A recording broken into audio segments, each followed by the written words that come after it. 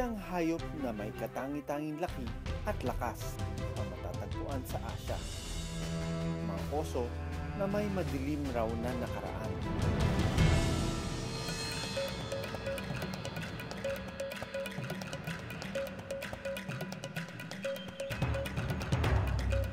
Ngayon, pakay kong obserbahan kung paano sila pinoprotektahan sa Vietnam.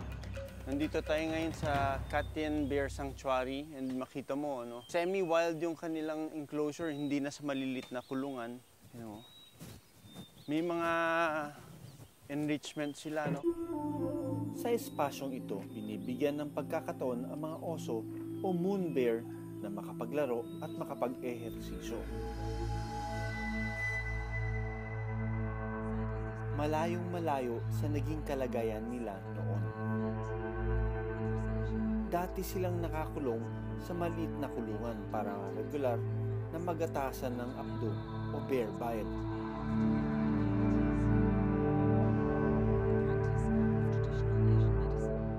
At ang iba naman ay dating pet na hindi na kayang alagaan ng may-ari. Nung na-rescue sila, kailangan nilang matrain ulit na matutong mamuhay sa kagubatan, sa wild, kaya may mga ganito. Ilalagay sa iba't ibang parte ng semi-wild enclosure ang mga pagkain ng oso. We will put the food into different areas. We put here, like that, and then they will look for the food.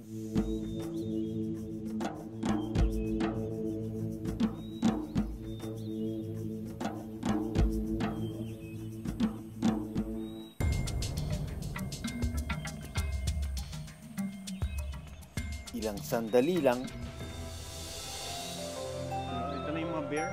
Sabay-sabay na silang dumadating. Kitang-kita ko ang galing ng mga oso sa pagbaba at pag-akyat. Sa wild, ginagawa nila ito sa paghahanap ng pagkaing bubuyog, honey at prutas.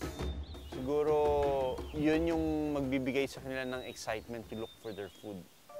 Na-observe ko, the bears, napaka-importante ng mga claws nila, yung mga kuko nila. Hinuhukay nila at sinusungkit nila yung pagkain nila. Ayon sa International Union for Conservation of Nature, vulnerable o nanganganib ng maubos sa mga oso sa Asya dahil sa pagkaubos ng kagubatan at pangunguha sa kanila para gawing alaga at gamot. Sa Cat Tien National Park, nagkakaroon ang mga dating alagang oso ng tsansang makabalik sa kanilang tunay na tahanan. At dito nagkakaroon din sila ng pagkakataong makihalubilo sa kapwa oso. Nagpapakitaan ng ngipin ang dalawang oso. Mukhang naghahamunan at nagtatansyahan kung sino sa kanila ang mas malakas. I mean, they're playing just like children, and just like us. Sometimes we play, we wrestle, and sometimes they can go too far, and they start to fight. Talagang hindi papapigil ang dalawang oso. Magandang sinyalis ito ayon sa eksperto.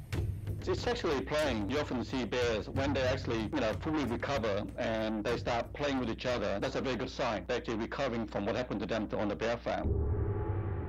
Ayon sa pag-aaral ng Education for Nature sa Vietnam, mula sa 4,500 na oso na nasa mga bear farms noong 2005, ngayon ay nasa mahigit 1,000 na lang ang mga ito sa Vietnam.